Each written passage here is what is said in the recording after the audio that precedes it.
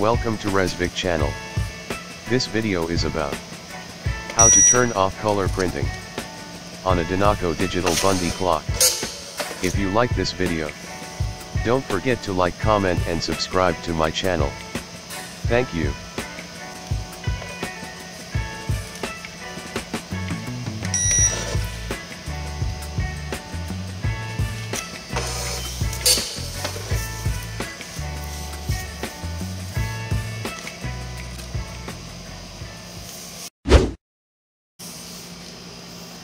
Ang unang hakbang natin, para ma-turn off natin ang color print ng ating digital Bundy clock, kailangan natin pindutin ng numero 6 ng ilang segundo hanggang makarinig kayo ng tatlong tunog. Para makapasok tayo sa mode settings ng ating digital Bundy clock.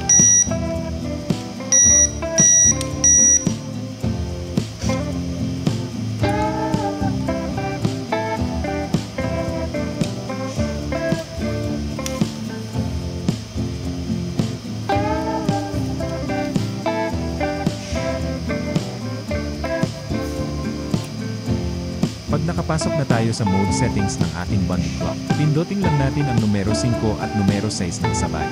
Pag may narinig kang tunog, ibig sabihin na turn off na ang color print ng ating digital Bundy clock. Ganyan lang kadali mag-turn off ng color printing ng ating digital Bundy clock.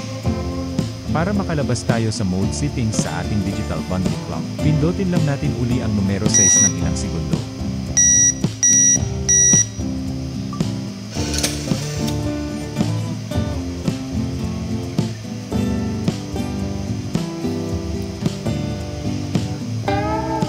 Ngayon, subukan natin mag-print.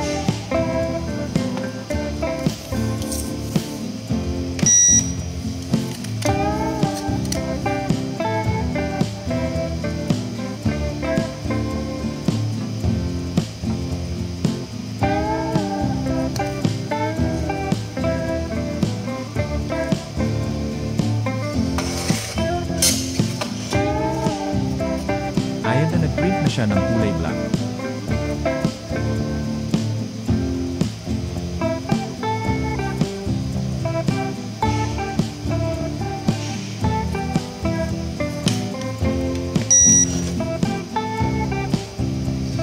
Subukan natin ulit.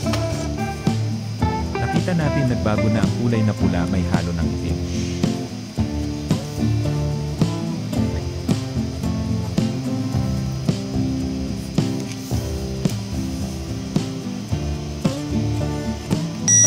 Para maliwanag, mag-set tayo ng ibang araw.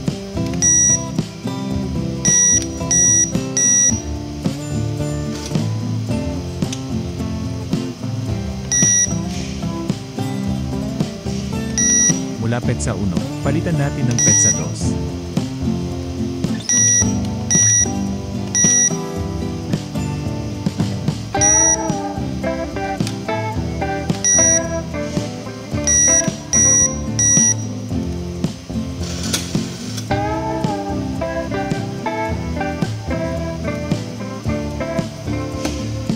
Tapos mag-print tayo ulit.